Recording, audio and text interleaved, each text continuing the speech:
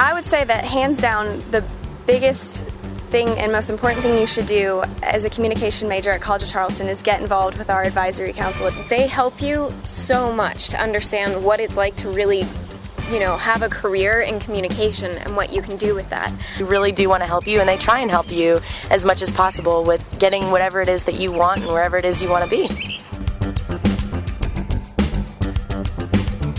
I think what the Advisory Council at the College of Charleston Department of Communication offers our students is an amazing amount of experience. I mean, we have more than 30 council members who collectively have over 600 years of experience in the profession, averaging 20 years in the profession each.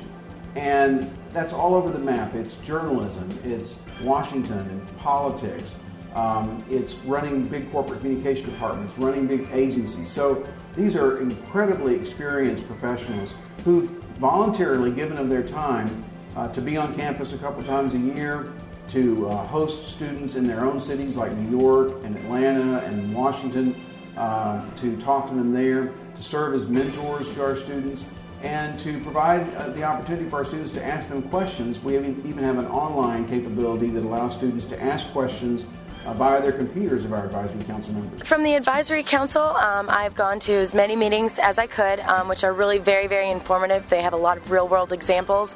Also, going on the trips, I highly recommend them. Again, it's an opportunity where these counselors really do want to help you. They're not, they're not just here to tell you that they're awesome and someday maybe you can do this. They want to help you. They want to teach you what it is that they have to learn. And also, I mean, even if you can't go on a trip, they still have the Ask a Counselor program on the website, which is still really helpful. It's still getting your name out. It's still them getting to know you. It's still, interaction with them. And they, as I said, I feel like I can't say it enough. They really do want to help you, and they try and help you as much as possible with getting whatever it is that you want and wherever it is you want to be. I would say that hands down the biggest thing and most important thing you should do as a communication major at College of Charleston is get involved with our advisory council. It has made the biggest change in how I see my future going and where I want to go, which is New York. And part of that is we went on a New York trip with our advisory council and were invited to huge PR firms such as Edelman and Peppercom and Ketchum, and got to see and realize what they do every time, but actually talk to them and network with them and put faces to names, and that's an opportunity that you don't get very often.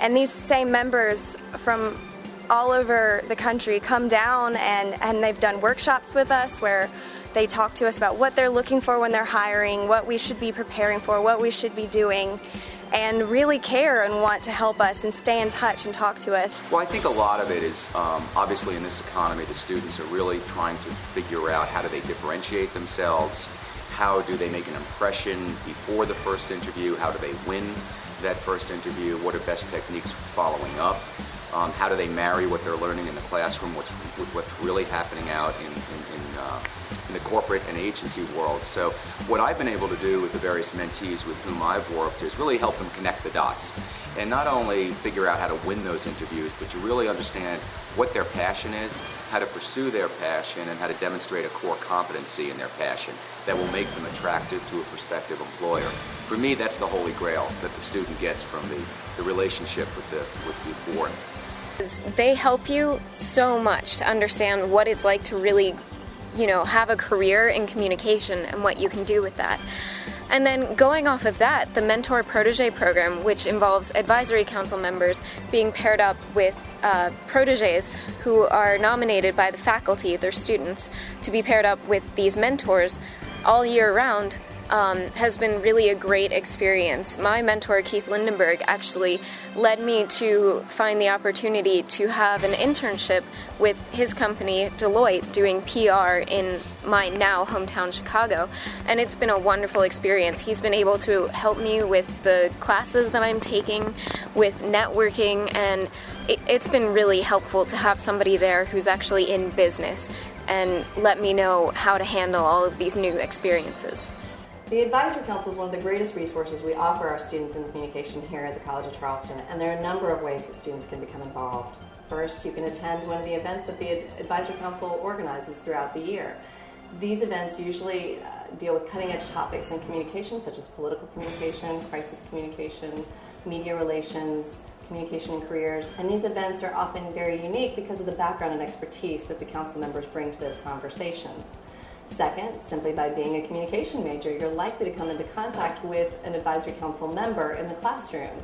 And because, again, of the background of these members, this often complements what's going on in the classroom, but provides a unique perspective for the students on the topic matter that's being discussed.